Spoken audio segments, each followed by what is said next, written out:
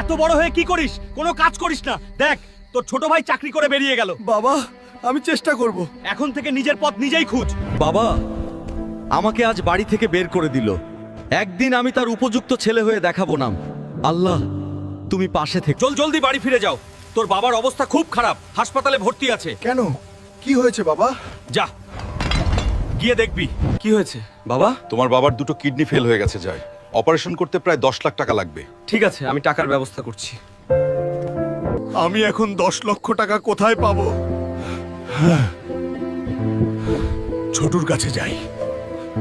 ছোট বাবার অপারেশন করতে হবে, 10 লাখ টাকা লাগবে। সেই টাকাটা তুই আমাকে দে। আমি এত টাকা কোথায় পাবো? আর ওই বুড়োর জন্য এত টাকা আমি কেনই বা দেবো? থাক থাক, আমি চলে যাচ্ছি। ডাক্তার, আমি সব চেষ্টা করেছি কিন্তু কিছুই করতে পারিনি। আপনি বাবার জন্য যা ভালো মনে করেন তা করে দিন। কি বলছো? একটু ভেবে বলো। ডাক্তার বাবু, আমার ছোট ছেলে কোথায়? আপনার ছোট ছেলে আসে